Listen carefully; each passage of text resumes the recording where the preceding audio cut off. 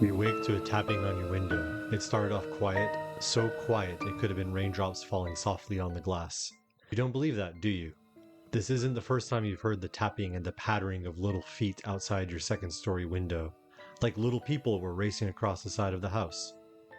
Each time you've heard it and called for Mom, she came running into your crying and your blubbering, and each time she told you, "Don't worry, dear, it's only wind, nothing to be afraid of." Her words never worked.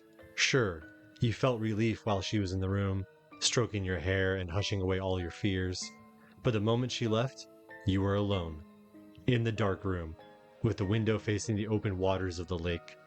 Soon the tapping came again. Tap, tap, tap. A tapping that was trying to get your attention. Tap, tap, tap. Get you to look over at that window. Tap, tap, tap. You can't think of an idea more stupid than that. You will never look. Tap, tap, tap. She won't listen to you. None of the grown-ups will. They don't believe in magic and monsters and the boogeyman, do they? Tonight the tapping is the loudest it's ever been. It's growing louder still.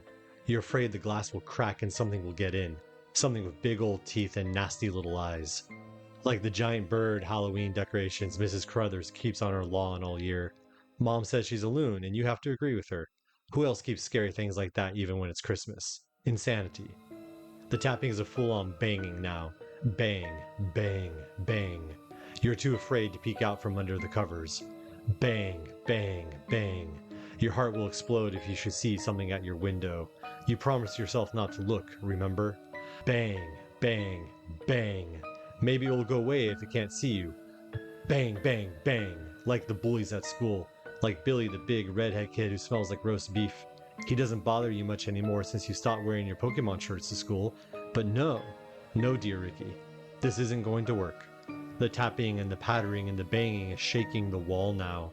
Your Astro Boy picture frame falls off the wall. You hear a sharp crack in the glass. You almost pee yourself like you promised Mom and Dad that you'd never do again. Like you did at Johnny's house that one time. Big boys don't wet the bed. Big boys don't believe in monsters because there is no such thing. Inspired by your own logic, you thrust the covers down off your feet. You look. You break the promise of yourself.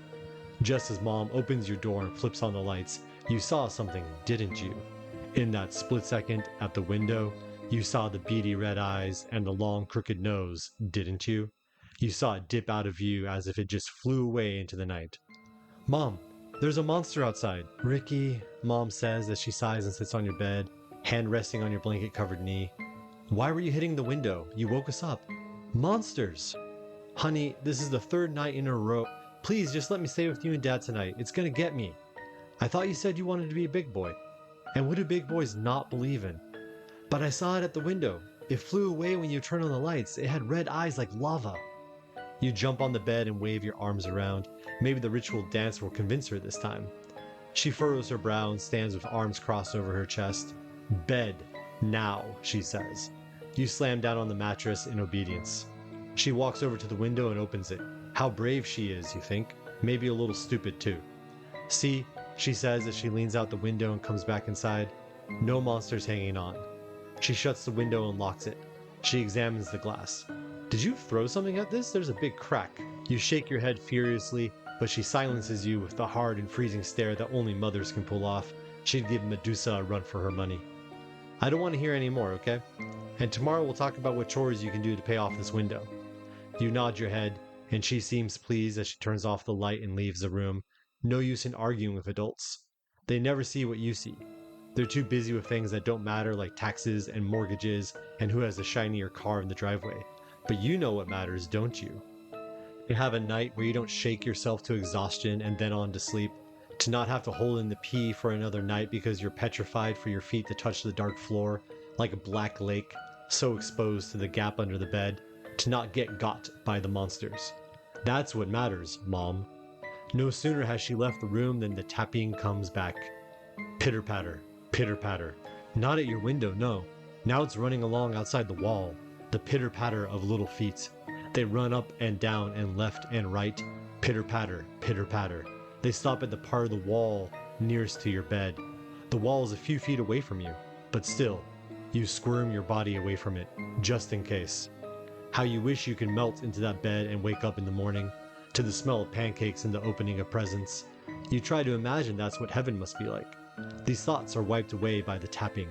Tap, bang, tap, as if each rap against the wall explodes away any single good memory of yours. If it goes on all night, you might not have any left to spare. At least it's not banging anymore. It's so quiet you're sure that only you can hear it. Maybe Jenna next door, but she told Mom yesterday she heard nothing. What a liar. You saw her face and you know what a stinking liar looks like. She was scared. You feel better when Mom comes in, but you don't want to make her angry again. Somehow that seems worse than the monster. Is it even a monster? What did you really see, Ricky? It could be a bird, a crow flapping and pecking and tapping against the wall. But crows don't have red eyes, do they? You remember that some do. You saw it in a picture book in Mrs. Thompson's class. White-necked crows have those eyes. You should get a star, your memory is so good. They're in South America or Antarctica or something like that, aren't they? But then you remember. You regret taking it from Cole, don't you? At first you didn't think there was a connection.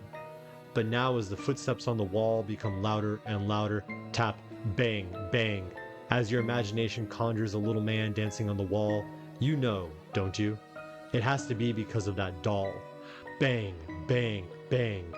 Check this out, guys, Cole said as he dumped out his lunch pack over the table. Half an eaten apple and a pack of Dunkaroos spilled out with something else. Something black and hairy. He picked it up and showed it to you and Kenny. Whoa, Kenny gasped. Cool, yeah, it's my grandma's. What is it? It looks like a turd monkey, you said. All three of you laughed at that. It's, what did she call it? An eye doll. It's only got 2 eyes, why is it called that? Kenny asked, making a swipe for the figure as Cole pulled it away. Hey, stop it, it's mine. I don't know, that's just what my mom called it. She doesn't like it in the house, but Grandma won't let her get rid of it. Says it's good for keeping bad things away. It's creepy, you said, unable to take your eyes off of those tiny ruby beads it had for eyes. Another part drew your attention. The boots it had on. Like something you saw an Eskimo wearing in a book. They had red ribbons and bells on them. Wouldn't it be cool, you thought, if you could have those? Use them for what? That didn't matter. All that did was that you had them, and Cole didn't. You waited and you stressed out over it, until Cole put it back in his backpack and went out to play kickball after school. You returned to the classroom, pretending to read a book inside. Mrs. Thompson called you, a good student, as you reached for the book about that big red dog. Her words made you feel all warm inside. After, you went to Cole's bag when no one was looking and opened it. You took out the eye doll. The fur made your hand itch and you almost dropped it. It was ugly, wasn't it? Droopy hat with a bell on the end, little red eyes, long nose, face that looked like a dried fruit. You pulled at the boots and they came off easily. You saw the tiny, clawed feet it had under the shoes, and that made you a little sick, didn't it? They looked like a bird's and were so small 10 of them could have fit in one boot. You dropped the doll back into the bag and took the boots home. You didn't tell Cole about it, even when he told you yesterday that Grandma was going crazy and running around their house that night, crying and yelling for the doll, saying that it needed to be put back. And now, you hear the pitter-patter of little feet outside your wall, don't you? Pitter-patter, pitter-patter. Silly Ricky, why did you have to steal those boots and leave that ugly thing without something to cover up its ugly feet? For the first time you think about the boots. They're in your backpack on the floor right now. Maybe if you just give them back, it will stop. But that means getting out of bed in the dark, and what if it's under the bed right now? That means opening the window and seeing its tiny little face up close. You're not a hero enough for that. Maybe you won't have to choose. The tapping at the glass has returned. Tap, tap, tap, and with it the cracking, like ice splitting under your shoes when you try to walk out on the frozen shoreline during winter vacation. One time you even fell in a little and Jenna made fun of you and told on you to Mom. You had to walk all the way back home with soggy socks that made both legs shiver. It's like that now. Crack. The glass is about to break. You know it. Crack. And something is going to pour into your room and it's going to be worse than cold water. Crack. Your pants are getting warm and wet now. So many promises broken. Get it together, Ricky. More rap, rap, tappings and clickety-clacks dancing across the wall and the glass now, like there's not just one of them out there. It sounds like they're running all over the house now. Clickety-clack. Like the rain got all crazy and dumped everything it had over the roof. Not rain. Little footsteps. Rap, tap, tap. Sometimes big ones too. Clickety-clack. The pitter-patter stops. Another sound breaks in on the moment. You hear Jenna opening her window. You hope it's Jenna. You hear her muffled voice outside. Hello? At the same time, you hear the window from your parents' room open. Dad shouts something you can't hear clearly. Who the fuck is that? You don't open your window. You know what's waiting for you to do just that. Oh my god, Jenna screams. You've never really liked her, but all the same, you would never wish this on her. You hear her high-pitched scream start from the bedroom, but it's going away. Like it's out by the lake now, flying away, carried off by some angry monster bird. You can't hear her anymore. Dad is shouting louder now, and Mom is screaming too, and everything is loud and scary, and you don't know what to do you? You hear somebody running down the hall, and Mom's voice is getting louder. Dad says something but gets cut short. All he can make are gargling sounds like he's at the dentist. Ricky, Jenna, wake up, run! Mom screams just outside your door. A light comes on and unfurls under the gap in your door. Then come the pitter-patter of little feet in the hall. Pitter-patter, pitter-patter. Quickly they come racing down that hall. You see a big shadow that must be Mom. You see the flash of smaller stick shadows moving quickly. They might be legs. Mom screams once more. You hear a heavy thump on the floor, and then she goes quiet completely. You hear a sound like someone cutting through something soft. You remember making that sound last Thanksgiving when you broke the turkey's wishbone and Mom sliced off the meat for you. It's wet at first, but then it crunches and cracks, and finally there is a snap. Two of them. Snap, snap. The sounds stop. Your mattress has joined your pants now. You lie in a warm pool, but you don't mind so much. You're too focused on the sounds, or the lack of them, out in the hallway. Finally, you do what heroes do. You sit up in bed, you almost call out to Mom, but catch the words before they fly out of you. In your heart, you know the truth, and it makes your lips quiver and your eyes sting. You slip out of bed and land on the floor like a mouse. You're sure you didn't make a sound, but it's so quiet out in the hall that you worry it is listening carefully. Maybe it doesn't know where your room is.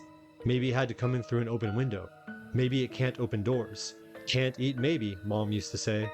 The memory is rubbing alcohol in the wound in your heart, and it almost makes you cry out loud. You press your wet hands into your face and smother the sound. You crouch down and find your backpack. Of course, it's under your bed. You get down on your hands and knees and reach for it. You grab it and pull it out. You think the boots are in the small pouch where you keep your colored pencils. You grab the zipper and slowly, so slowly, begin to unzip the bag. Zip. The sound is like a knife cutting across the silence. You hold your breath like that was the problem. No sounds from the hall, but there is a movement across the light under the gap in the door. The shadowy sticks move to each end of the door. The lower parts of the sticks look fatter now. You unzip the bag just big enough to slip your hand inside. The teeth of the open zipper scrape against the back of your hand. You feel the small notebooks and the pencils and maybe the squish of a forgotten banana you were supposed to eat at school but forgot like you always do. Then you feel the furry boots. You grab them and pull them out of the bag. The tapping is rapping against your bedroom door now, like someone is knocking but they won't stop and be polite about it. Tap, tap, tap, tap, tap. The shadow sticks in the gap are dancing around now like the knocker is growing impatient. Tap, tap, tap, tap, tap. You hold the boots tight in your palm and half walk, half crouch your way towards the door. Tap, tap, tap, tap. Maybe you shouldn't open it. Maybe it really can't get in. But then what? Live in the room for the rest of your life? As you walk across the dark room, you notice something by the window. A little flash of red. You turn your head and then wish you hadn't. You see the beady red eyes at the window, much larger than the doll's. You see the smile full of silver teeth. The droopy hat, much too big, even for Dad, with the bell glinting some porch light outside. It doesn't move out of the way or try to hide from you. It raises a fist and taps against the glass. Tap, tap, tap, crack. You see the glass fall into the room. The smiling thing looks down and then back up at you. It shakes its head and the bell tinkles like you think Santa's reindeer do when they come in through your chimney at night. Jingle, jingle. Then you hear the creak of your bedroom door behind you as it opens.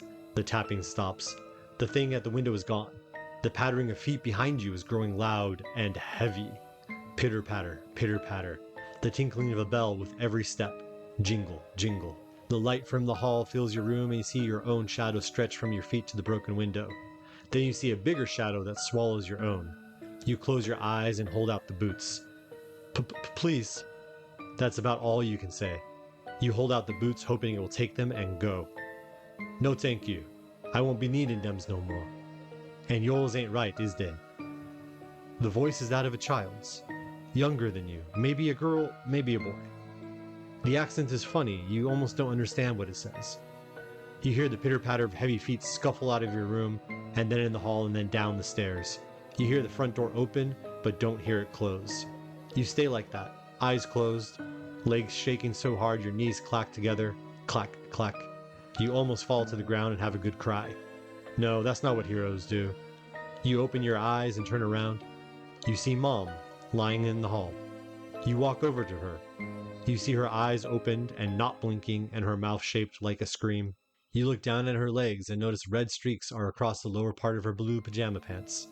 The same pants you and Jenna picked out for her last year for her birthday. The ones with little bears throwing snowballs stitched across them. You look further down and see the bloody pink bunny slippers not on her feet. Because she has no feet.